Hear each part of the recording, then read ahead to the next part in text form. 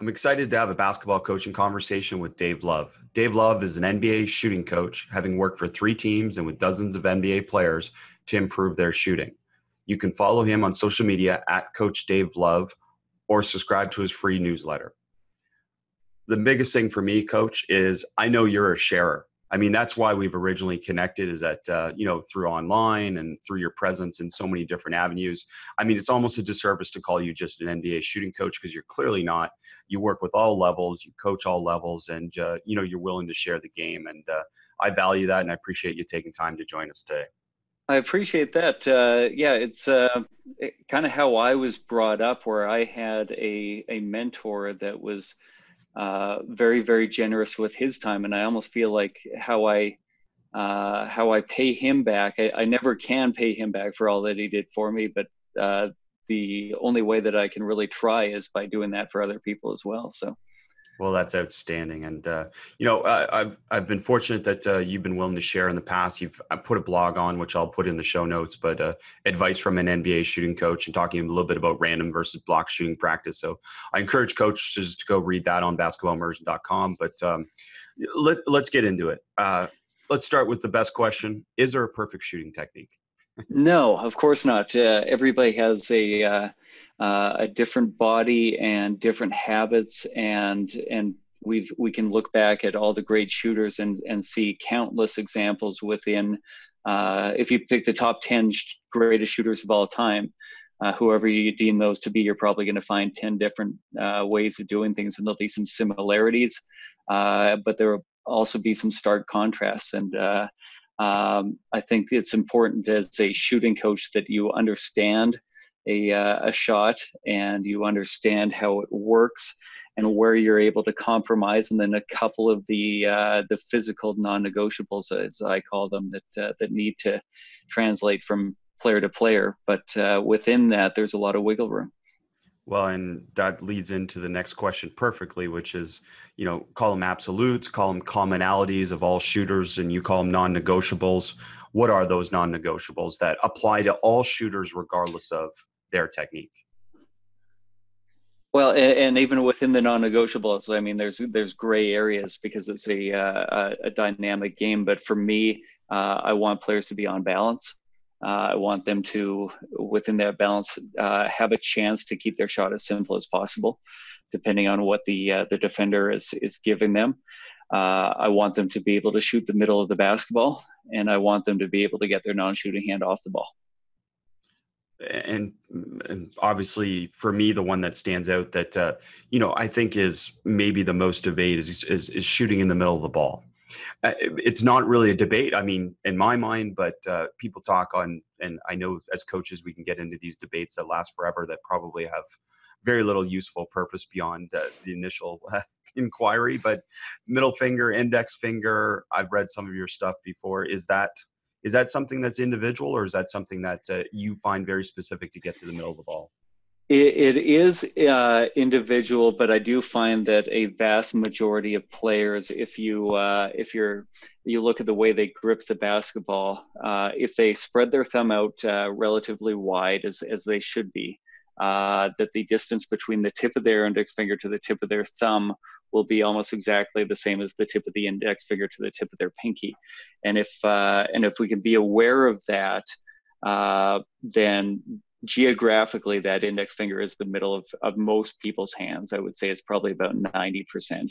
And then with a connected but different idea, when players get to their shot set point or a shot pocket, whatever you want to call that position, where in the basketball's forehead height, again, 90% of players end up with their index finger on the bottom of the ball. So if we have the index fingers the middle of your hand geographically, and most players end up with the index finger on the bottom of the ball at their set point, then if we can lift in a straight line from that set point, we have a chance to consistently keep the ball online. So there are some hand shapes and bodies that are built a little bit differently that fall in that 10%, but I would say most players do fall into the 90.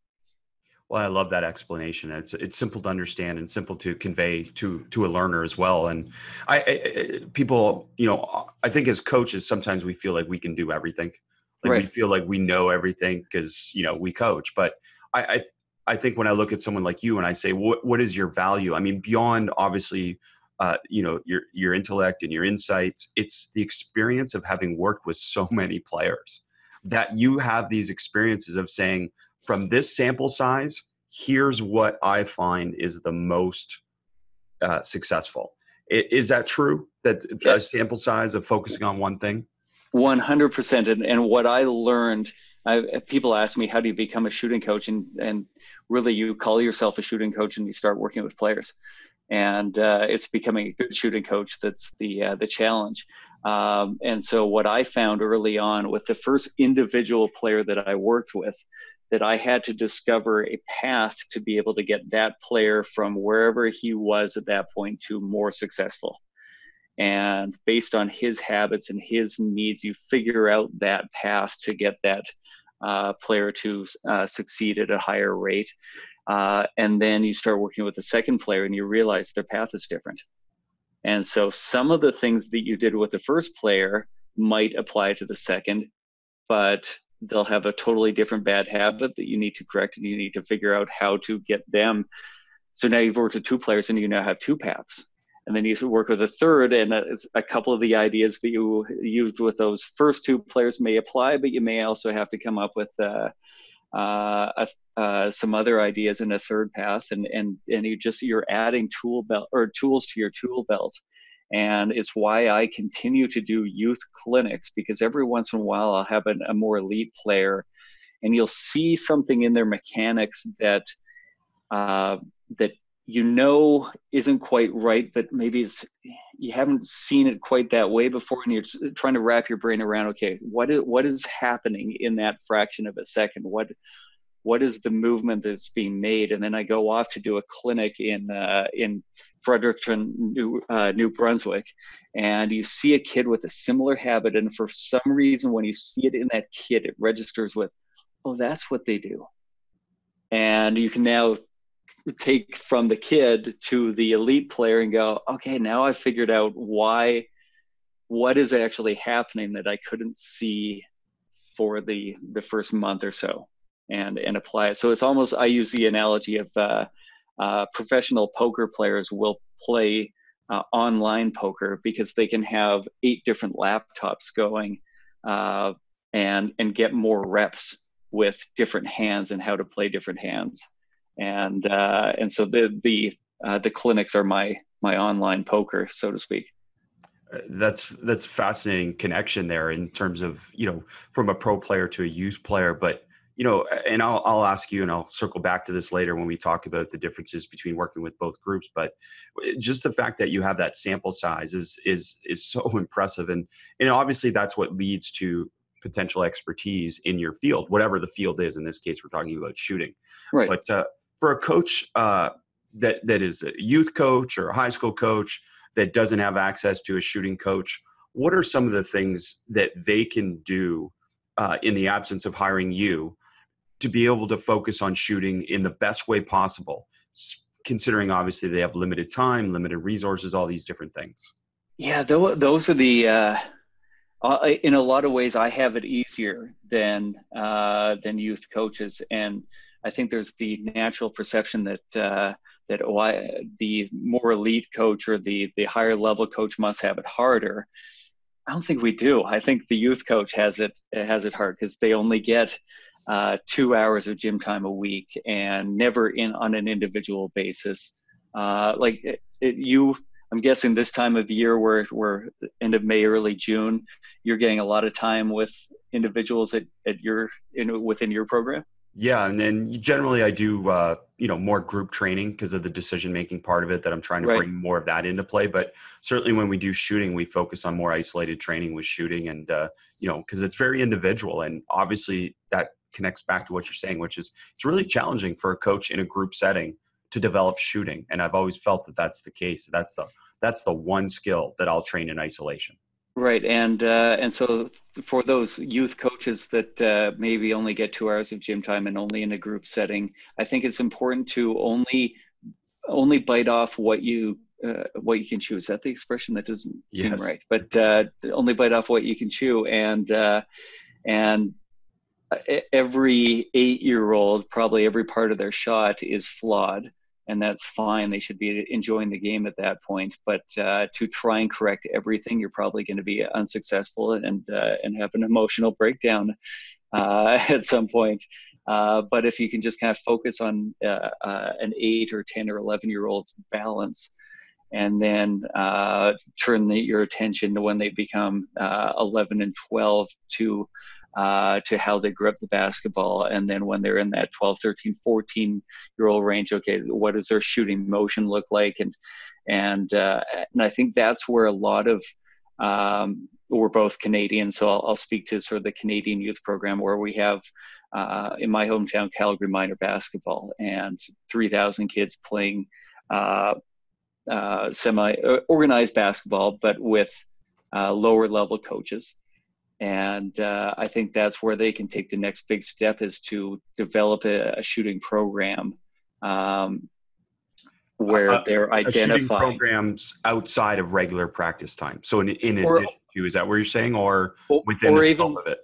or even within their practice, to say to teach these moms and dads who may have a bit of a coaching background, but probably not much, just to say, hey, don't bite off more than you can chew. Just with these younger age groups, start with this, and here's a couple of drills that you can do it, and try and spend 15 minutes of your 1 hour practice every week on these ideas, and really teaching the coaches on how to coach that particular age group. And then so the kids will be within this program for potentially 6, 7, 8 years. And if the program can set up, all right, at 8, 9, 10 years old, we want to focus on this, and at 11 and 12, we want to focus on this, and really help the coaches build and provide the drills. That's something that I'm working to build, so that we can provide for these bigger programs. Well, and I love that. And I love that out the box thinking, because for me, I've always thought that we should be like, even in Canada with, I think we have a really good development model, that we should be focusing on teaching parents how to shoot and how to teach shooting, whether it's just a progression of drills or just some little technique things, because ultimately they're the ones that are developing their son or daughter's shots more than the coach, because they work with them more. Like they're rebounding for their son or daughter, especially in that prepubescent age group, which you're talking about a little bit in that 11, 12, when they start to get more of a concept of shooting. And I don't know, Coach, before we even get to that point, should we be worrying about shooting? Like in a prepubescent age group, should we be just focused on initial concept, or what should we be doing? Because there's so many skills that we have to develop as a coach. Is shooting the most important at that age group, or has it become a late development skill? When you're talking prepubescent, you're talking sort of in the 8 to 10-year-old range. Is that sort of? Yeah, before they mature. I mean, we know at that age that, they don't have the strength. Even though in the ideal world, we get the smaller ball and we modify the hoops, we understand the administrative logistics of that. The reality is it's just not going to happen everywhere. At that age group, like, what should be the goal? Because I know we end up correcting, you and I, a lot of habits that are formed at a young age that they never break out of. For example, shooting from their chest. Right. Just a strength thing that developed. And then I find in high school, players are still shooting there because they developed a comfort from that. Right. Non-shooting hand over involvement. Yeah, absolutely. It starts at 8 years old and never gets corrected, or hopefully eventually gets corrected. To answer your question, how much should we be focusing on it? I think at that sort of 8-year-old range, I have an 8-year-old daughter, and at this point, like I'm planting seeds. And I'm trying to get her in a fun way to mimic a shooting motion with good balance, and not even a basketball in her hand, but just being able to copy a motion that she sees me making or sees Klay Thompson making, and just giving her little reminders to, hey, don't forget to get your feet wide. Don't forget that thumb needs to be out. out wide, and we're just planting seeds. Now, when she goes and she actually shoots on a hoop, a lot of it goes out the window. Of course. And so I kind of focus on balance at that point. But even at this age, I just want her to have fun. I want her to enjoy the game, and I want her to start to understand what some of the things that we're working on, that we might work on later, could be. And I think that's coaching in general, that if we can proactively coach, we're going to be significantly more successful than if we can reactively coach. And that's over the last 5 or 6 years where I've made a big improvement, where I now know what the challenges that players are going to face are, and that they can start off in the first month of rebuilding a shot, and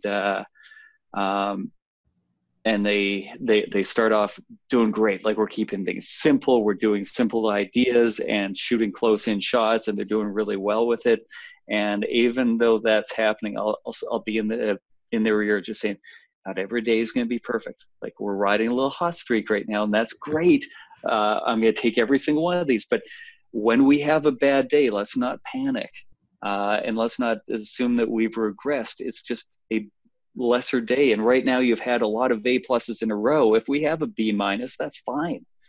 And then when that B minus day comes along, I've prepared them for that, and am able to just leave it as, see, I told you this was going to happen. Like, it's nothing to panic about. We talked about this many times, that we're going to have bad days, and that we're going to continue to have bad days. And when you get into training camp, the first day, you're probably going to fall apart just a tiny little bit, because for the first time in 3 months, you're going to be shooting a new shot in front of teammates. And that's going to be in the back of your mind. And if you have a bad day, we're just going to push through it and just keep working the same way that we always have. And the bad days will end. And you're just constantly preparing somebody for what you know they're going to face down the road. And that's the underrated part about our job as a coach and a job as a skills trainer, is that part of our responsibility when we're dealing with young people is retention. Like, we want them to enjoy the process of training, the process of getting better, but also we want them to experience some success or notice some progress, which is basically what you're saying there, is you're noticing progress, but you're also noticing it in a very realistic way, because the reality is you're not going to make all your shots. So building that, I think, is really important for coaches to understand, that you're spending as much time getting them to understand that. So when I look at your stuff, Chris, and I have a lot of admiration for what you do. It's like, I want to phrase this and make sure that it doesn't sound diminishing at all. You seem to do a really good job of allowing for the fun aspect. And that's where I'm trying to grow myself. Is I've been really stringent in the past, and focusing on details. How much emphasis do you put on the enjoyment of building a skill? So it's interesting because, again, through all these experiences I've had working youth camps throughout North America, like you've had, I've got that experience of working with young people, and they've taught me so much that I brought back to with my players, just like you said, from working with a pro to working with a player. And the one thing is, number one is giving them permission to smile. Like, I just find that too often the coaching atmosphere, I'm sure whether it's skills trainers or coaches, like, we've created this atmosphere of, this is really serious and we've got to focus. And believe me, I'm a competitive nut. So it's really hard for me, because that's not really my personality. But at the same time, I've got to make sure that I create that environment. And I always say that I'm not a motivator. I'm someone who creates conditions for them to be motivated. And I don't think there's any better lesson, when we're dealing with shooting than that, because you're only going to take it so far as a coach, right? Right. And so how do you create that permission to smile? Like, how do you grow that? The most impactful thing, I think, with new recruits and with kids at camp, is that I give them permission to shoot the ball, which is amazing. But if you say, okay, put up your hands and say, who loves defense? There's a bunch of kids that'll put up their hand, and I'll say, you're all liars. Like, you're all liars. What do you really love about basketball? I mean, let's be honest. Coaches have sold you that you love defense because it helps your team win. That's great. But from a purely selfish standpoint, the psychology is I love to shoot the ball. And I find that so many players that I'm around have been taught how to catch to pass, but not how to catch to shoot every time they catch it. And I'm not saying shoot it every time, but in those type of free environments, I get them to connect with their enjoyment of playing the game, and that's permission to shoot the ball. And if you're open, shoot it, because it's really hard to get open shots. Now, in some cases, some of those young players, they don't have the ability yet to make those shots. But I find the mindset is much more important, because if they do feel permission to shoot it, the hope is that they reconnect with, now I'll work on it, right? But if you as a coach create this condition where, look, Dave, you got to pass the ball 8 times before we shoot it. And if you're open, it doesn't matter. We got to pass it 8 times before you shoot it. That's not going to connect with you very much to say, oh, I should go really work on my shot. Right. Like, if anything, you should go work on your pass. But I'm pretty sure you're not doing that either. So I think that's where I come back to retention and enjoyment of the game. So hopefully that makes sense. But that's really been a philosophical change over the last little while. And it has been a change. It's not, you say it's not your natural personality. It's something you're growing into. I'm far too serious. Like I really am. I'm that guy. Like I'm far too serious. Yeah. I'm not a joker per se. Like I have probably a dry wit, you would say, but it's really not my personality to be that happy, smiley cheerleader, but I do it in a different way. Like I'm not really that cheerleader. I'm a guy that creates a challenge, and then I notice their progress as they're moving towards that challenge. Right? Say, hey, listen, you couldn't do this yesterday, and now you can do it almost. Right. Well, and that's progress. That is progress. And I'm like, you should smile. You should enjoy that fact, because you know what? You're better than you were yesterday. And that's kind of the thing. And it's like, I when I say fun, I connect that to kids like to compete. They like to play the game. Right. So that's part of our philosophy. But the other part is they like to see themselves get better. Right.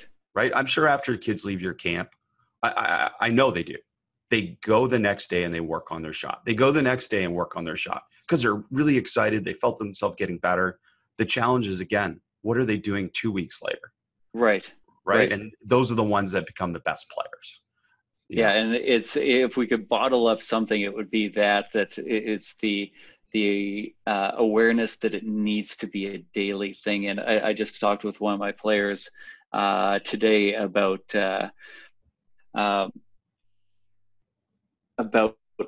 everybody puts in a physical effort to get better. And a lot of times the missing component is the mental effort, the awareness of what are you working on, and the discipline to hold yourself accountable to doing it. That you're putting in the physical effort anyways. Just put in the physical effort into a new idea. And the dumb analogy that I give, and it's extraordinarily dumb, but I think it's effective. I realized when I was about 12 years old that I didn't want to brush my teeth. And so what I did was I figured out my parents would probably check my toothbrush. I wet my toothbrush, but then I thought they may be listening. And so I'm going to rub the toothbrush on the bottom of the faucet to create the brushing sound too. And if they're listening, they're going to, wow. I invested all the calories into brushing my teeth to not brush my teeth. That's amazing. And so if players will invest all the calories to the physical calories they would have to burn to build the habit, but just mentally not hold themselves accountable to building it. And when you can just flip that little switch of just potential is out there and you can achieve it, but it takes a little bit of mental energy to do that. Well, I think we're finding out a little bit about what type of child you were too. So this is awesome. Right. I've always framed it as saying that, it's a contradiction because shooting is such an unconscious effort. Like really it's the goal is that you're effortless shooting it. Right. But the process of developing shooting is very much a conscious effort. And it's such a contradiction for a player to be focused on the things that you're talking about. And that's where it comes into play. And look, I knew this conversation would go so many different directions. So let's start with that one that we just brought up. How then do you sell them on a change? How do you sell a player? That's a great phrasing of the question, because I think a big part of it is sales, and that's what I resisted in the beginning of my coaching career. Is I didn't realize how much you were selling the idea to a player, and it fits in with the being proactive. You kind of have to know, and you have to prepare, and you have to sell what is coming. So how do you go about doing that? I think it varies from every single player. And I think we need to acknowledge that some of it, it's okay for the player to be selfish. That it's a selfish act to shoot the basketball. You deemed that in this moment, you have the best opportunity for the team to score. And so that is selfish, and give them permission to be selfish but smart. I don't think there's anything wrong with touching on that. That we'll talk to guys at the NBA level of, hey, we want you to develop this skill even more, so that we can win more games. Yes, so you can score more points and you can make more money. And it's a great connection, isn't it, to that? That you have a longer career, you're going to make more money and all these things. So right. Is that stat driven somewhat, or is that video driven when you ultimately get to that, final sell? Or I guess the answer is yes, that it's all those things. And you're trying to search for the one that's really going to resonate with the player. And all these different sales techniques you're just trying to find the reason why that particular player will be willing to make the investment. And so I think you need to sometimes look at the stats and sometimes look at the video of your shot and just say, like, do we really believe that these shooting mechanics are going to lead to more consistency, or can you see the physics are working against you, or the stats that, hey, it's a small physical change that we can't necessarily show you on video or see, but the results just aren't where we want them to be. And we know that you believe in yourself, and we believe in you too, but that we need the ultimate goal is more numbers, points, and efficiency. So, and you would think in this era of basketball, the way the game's being played, certainly at the NBA level and filtering on down, that it shouldn't be hard to sell shooting. Like, it really shouldn't, but it's more about how they actually will change. I'm sure that's even the finer point of the sell job, right? Well, and I found, and you'll be able to speak to this, I'd love to hear your opinion as well. People always ask, like, oh, what is the ego like at the NBA level? The ego must be terrible. And I always make the comment that the ego is in line with the ability, and that makes for a relatively easy existence. And when LeBron James knows he's great, and he's great, that works out really well. The problem is more the 12-year-old boy, if I can make a vast generalization, where they believe they're great and the talent doesn't match up. That's where the ego becomes a problem. If the ego is in line with the abilities, you're fine. And have you experienced something similar? There was not an NBA practice I went to over the course of the season, or a workout, where I saw anything close to ego being demonstrated. It was the reception to coaching, the reception to their teammates, directions. Every part of that was just on point, and from stars on down. And it was definitely a message I brought back to my players. And to be honest, even with my players, I mean, I find there's an absence of ego to a certain extent. I mean, part of ego is good, right? Like, part of a player wanting to be good or wanting to play more or anything like that is good. And that's another part of it that we actually embrace, is that we're okay with that. We're okay with what you just said, which is selfishness. If you're open, you should be selfish, because it's really hard to get good shots. So some of those ways that people traditionally frame things as being negative, we try and frame as being positive. And that's a great line, ego in line with ability. And that certainly applies.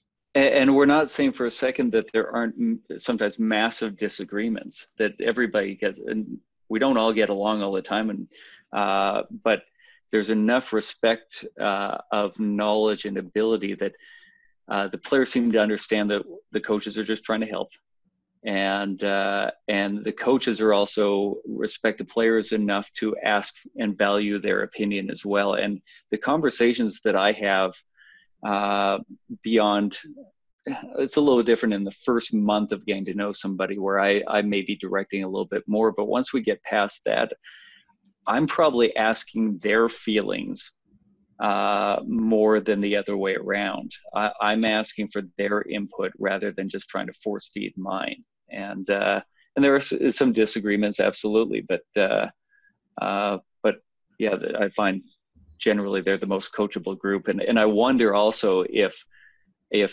that's sort of a natural selection, that you need to be coachable to make the improvements to be able to get to the university level or the pro level, or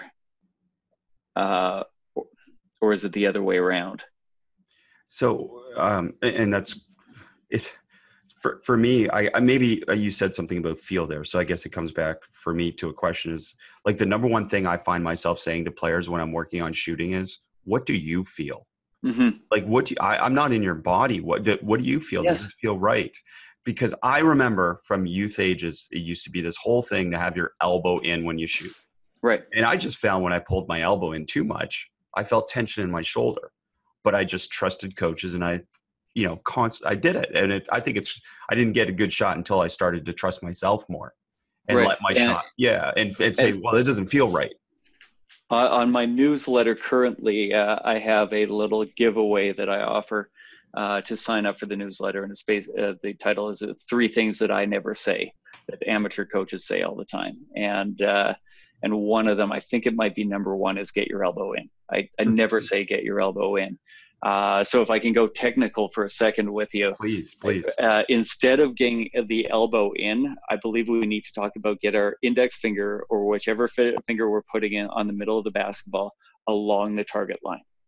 And we're on video right now, so you can see what I'm talking about, but unfortunately the listeners can't. When the way my body is built, when my index finger is along that target line, my elbow will be slightly out.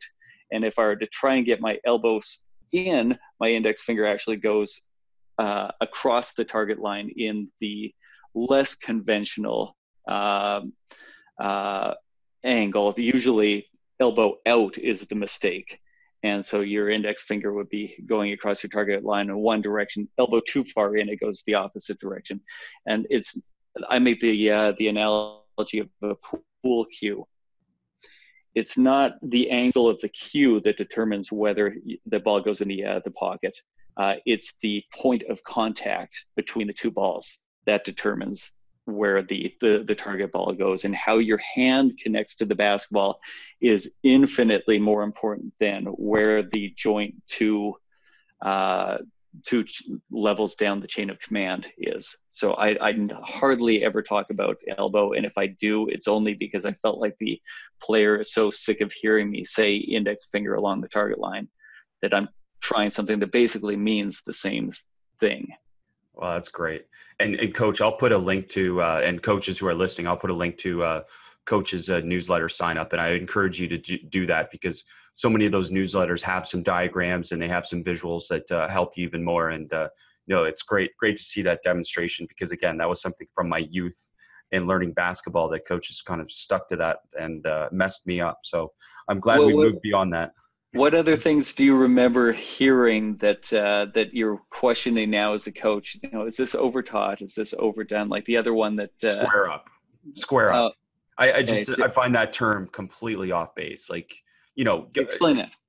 Just in the sense that my feet always got to be pointed towards the basket to be a shooter or to be a driver or whatnot. And when I watch a lot of players, obviously, at the higher level and whatnot, I don't find their feet are always square. So. Right. But I also find that, the term that I try and say, like I think and we always say get low.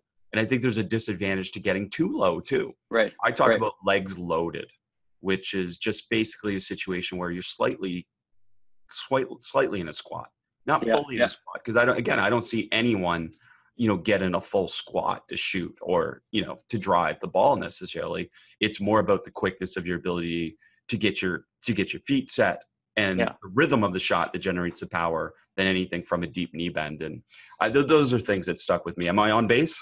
The other one that one of the other three things that I never say is bend your legs. Yeah. Or sorry, that the power in your shot comes from your legs. Right.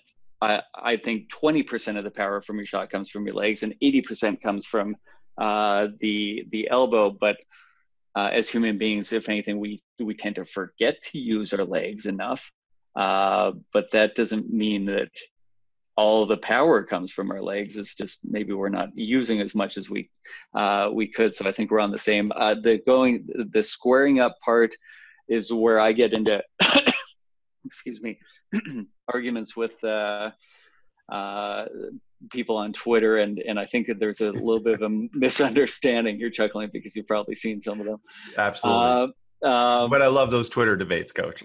I am a proponent of toes at the target. Yes. I don't believe that turning your feet away from the target increases the ability to make shots, even though it does happen with some people. But at the same time, I'm not asking for perfectly square on there's wiggle room within all of this, and ultimately toes pointed to the target means, are we creating energy at the hoop and straight up in the air? Because to me, those are the only kinds of energy that we give to the basketball that help us make shots. And well, Coach, and I agree with what you're saying, because again, it's more the concept of the term square up more than even the reality of the feet. But right. Like I give the analogy, like you don't see a baseball pitcher, you don't see a football quarterback throw the football and then move in the opposite direction after they throw it, or right. or often move to the side after they throw it. And you see these challenges with so many shooters that it's where they end up after they shoot almost as important as where they start. Right. And ultimately we're trying to be the house in a poker game. We're trying to, like, the house doesn't win every single time. Like, Vegas is not Vegas because the house wins 100% of the time. Vegas is Vegas because they win 51%. and the margins are so small that when you can win 51% of the time as a gambler, you're going to be wildly successful. And as a shooter, if you can stack some of these mechanical things together to give yourself that 51% advantage, that's the difference between Klay Thompson and a lesser shooter, is some of these little details. And you don't need to have every single one of them. You don't need to split your aces every single time to win a particular hand. But if you split aces every single time, you're going to win 51% of the time, and therefore make a lot of money. No, that's a great way of saying it, and easy to understand. So you said something earlier about mimic shooting motion in terms of planting seeds for your daughter. Right. I'm sure you've seen this with Daniel Cole, that he talks about the stare video concept of staring to learn, that if you deeply stare at something, it helps your task representation. It helps your understanding of what you're supposed to do. Have you ever done anything with type of stare video, and if you haven't, who would you consider the best model or one of the best models, maybe male or female, for a stare video type of situation? I'll answer the second part first. Like, everybody asks who has the best shooting form, and I would, if I'm going to give a template, it would look a lot like Klay Thompson. Mm-hmm. I just love how balanced and simple he is, and kids will come into my camp and we'll talk about getting our feet hip width apart, and most will say that it feels a little uncomfortable, and some will even go so far as to say, like, I don't see NBA players doing this. Like, Kyrie has his feet right together. I love that argument from kids, by the way. Yeah, and then you point to Klay Thompson and you say, well, here's one of the best. Yeah, and go look at Steve Nash when he shot free throws, and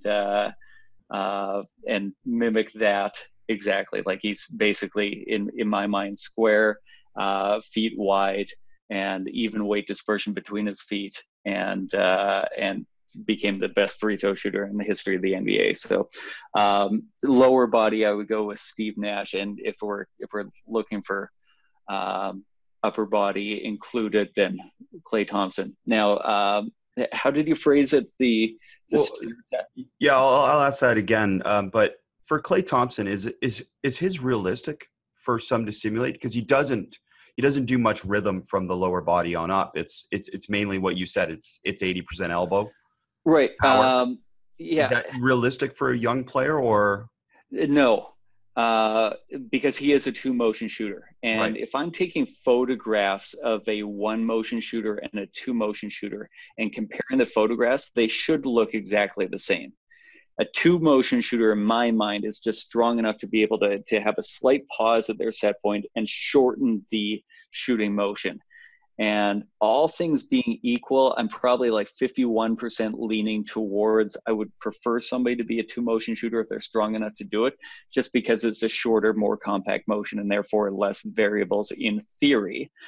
But it's 51-49 because I think it's such a personal thing.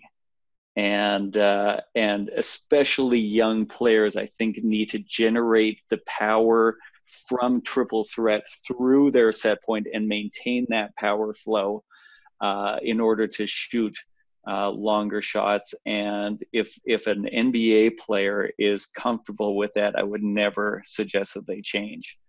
If anything, I'm trying to tailor my teaching now to allow for, I worry that I'm subconscious or inadvertently emphasizing a 2-motion shot in some of my teaching, and I'm actually trying to open up the wiggle room for either one and let players be more of who they are and who they're comfortable being while still changing some of the physics that need to change. Oh, that's wonderful. And, and beyond the scope of probably an hour conversation to get into some of these things even in more depth, but that's great to get into, because I know that I get asked that a lot about 1-motion, 2-motion, and whatnot. And I do find for younger players, it's much easier to be 1-motion in terms of the flow of the shot. And that's why I was curious about that Klay Thompson situation, because clearly anyone would want his shot. And I agree, Right. like he's the perfect model. But the realities of that are that's probably more of a progression to get there than to start there. Right. Yeah. And it's funny to me that people say, I think most of us agree that he's the perfect model, or however you want to phrase that, but then still argue against some of the things that he does. People love to argue. That's all, Coach. Yeah. And I'm not gonna claim I don't either. But. No, it's kind of fun. But I long ago stopped ever getting involved in any conversation about dominant foot or inside foot or whatever that may be, because again, in my experiences, the best players I've coached do all of it. They do all of it without me demanding one particular one. But if I was going to start from a base of teaching 80 kids in a gym shooting, then I'm going to focus on one technique for consistency of shooting. Now, generally, I choose 2 feet in that situation for consistency of teaching. But do you start with something like that when you get into like a youth camp? Do you start with one?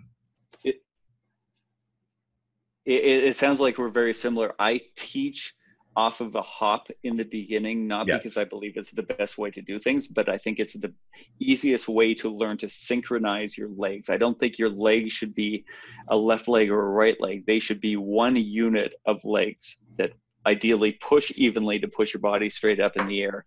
And I think it's easier to learn to push evenly with your legs when your legs are setting up at the same time, i.e. off a hop.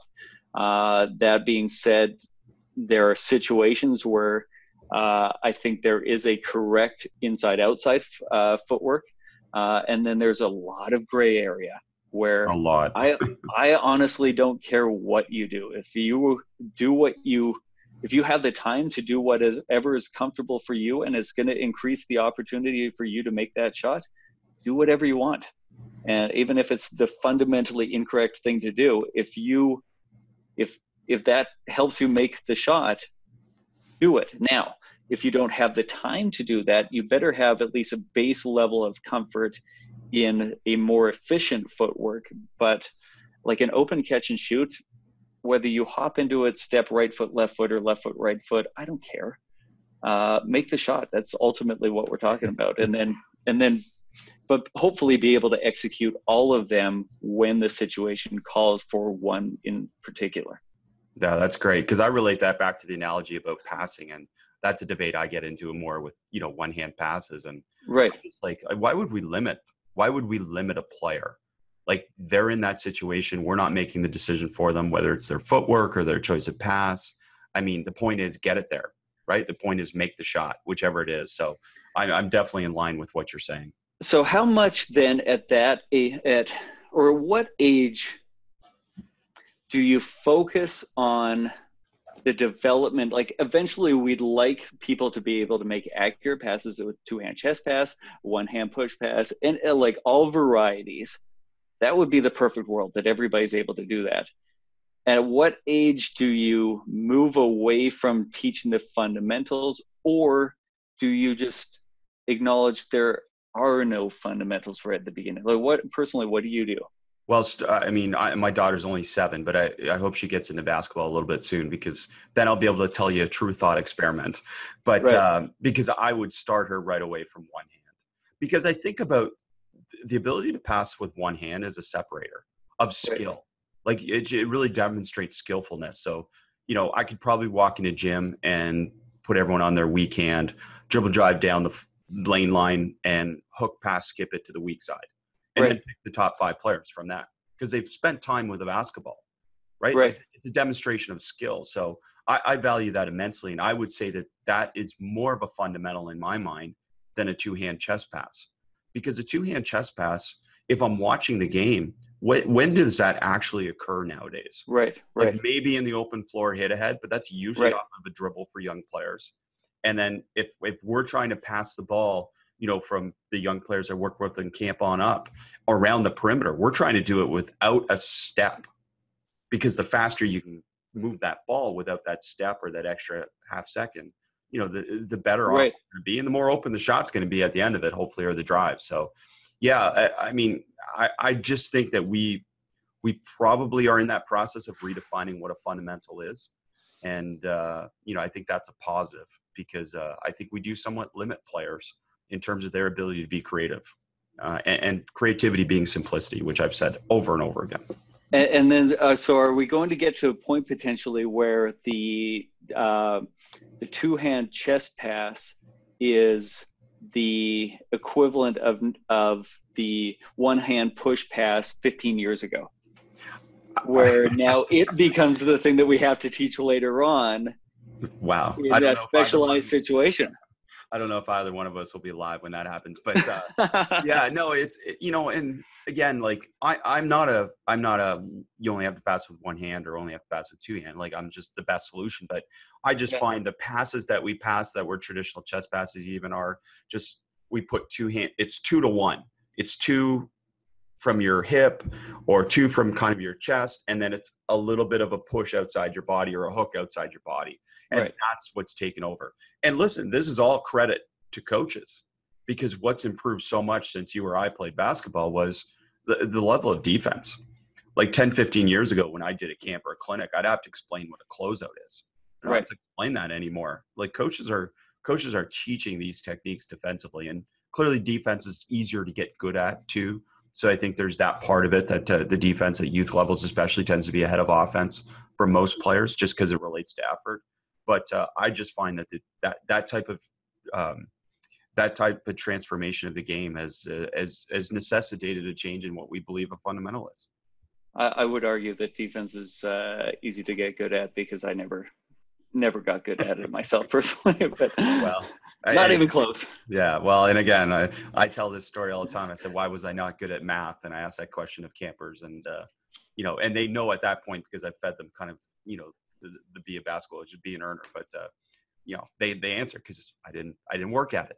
And, Yeah. that applies to defense, your defense, or my shooting, or whatever it's going to be. I mean, all of this involves this focused effort, and a certain amount of focused effort is boring. It's boring. And Coach, maybe that's one of those questions we should get back to you with. How do you deal with that? How do you get players beyond that? Because no matter what, to be a good shooter, there's some of that focused effort. Yeah, and one of the most accurate comments I've ever had from a player, I won't name who it was, but it's one of my great memories of coaching. We were about 4 months in, or 3 months into his rebuild. It's in the middle of August, and I traveled to his hometown. And in the middle of his free throw routine, he stopped and looked at me and said, "Man, shooting's boring." And I kind of chuckled and said, "Yeah, it is." And the joke that I now make in camps is, shooting boring is a whole lot more fun than math boring. And if math boring is more fun to you, then you should probably be at a math camp, and that's great. But I think that's one of the challenges of, like, how do you make these things enjoyable when it's not necessarily what you want to do, and then you add in levels of early on, I try not to keep score or give a result as the reason to move from station to station, because I don't want players focused on a result. I want them to learn a new motion without having to worry about a result. So you've even removed one way to keep it fun, which is keep score of something. And I'm not going to pretend I know the definitive answer, because I don't believe there is one. I think there's countless different little ways, and you're tapping into the personality of each player to find out what will make it enjoyable for them, because there are some people who do enjoy the boredom of it, and they sort of get off on the idea of I'm doing things that nobody else will do, and so you can play up on that on occasion. So. Easy, coach. Next thing I'm going to see you go #unseen_hours and oh my gosh, I know. Well, we can just assume at this point that we're all working, right? We're all working. I hope so. Well, the good ones are. So, Coach, I got 2 questions from members Sure. of Basketball Immersion, if you don't mind, and we'll wrap on that. But one of them was, what suggestion would you have about improving a player's shot who shoots from his belly button area? And this is for an older player, or would you just leave it? And I think that relates to what we talked a little bit about earlier, about the release points. When you're younger, you did it for power, and then when you get older, you didn't change. So right.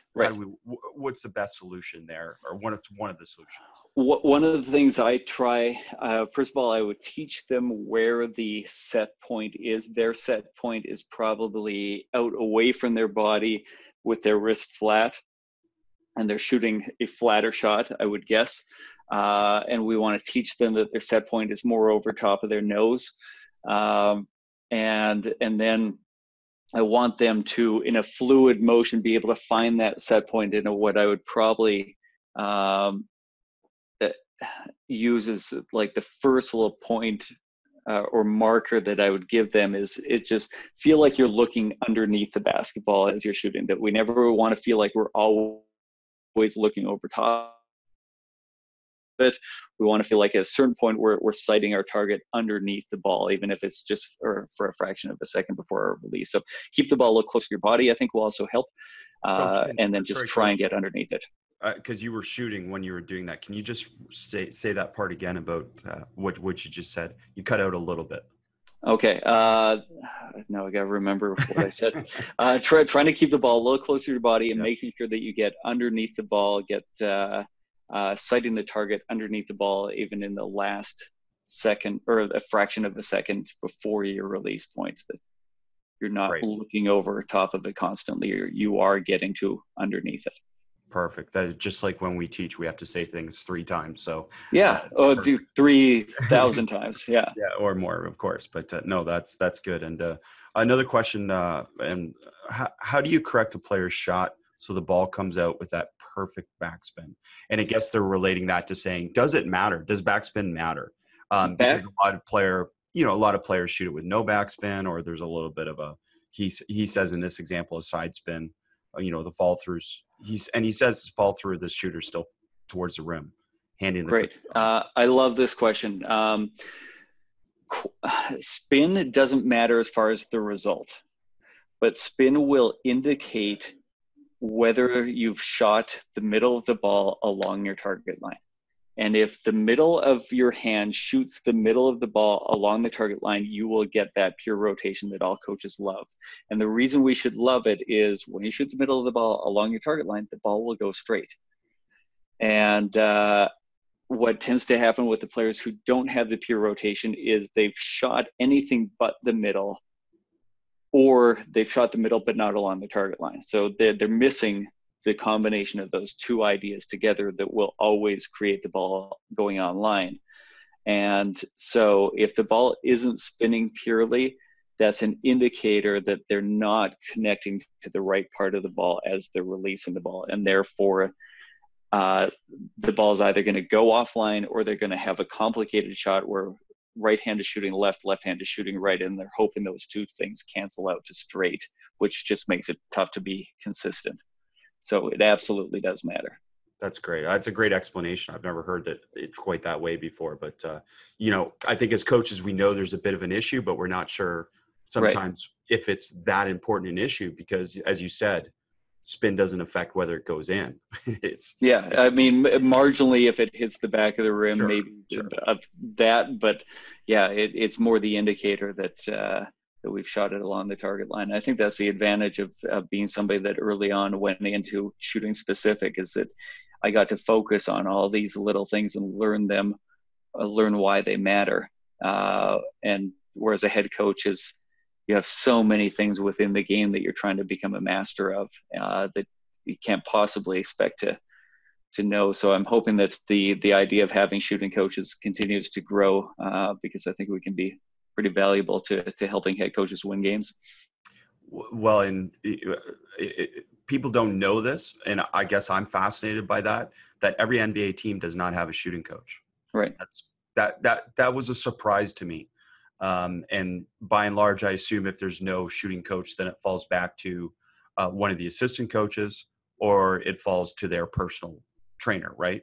Right. And even within that, we all have our skills, our strengths in teaching. And when you're focused on the game as a whole, I think you miss some of the details. And a lot of correcting shooting is detail. So I don't know the game as a whole nearly to the level that the people I work with do. But I also don't think that's my role in being here. I need to see the micro and correct the micro so that they can correct macro. Well, and that's great, because you're not defining shot selection for a player. You're helping them make the shot when they're shooting the shot.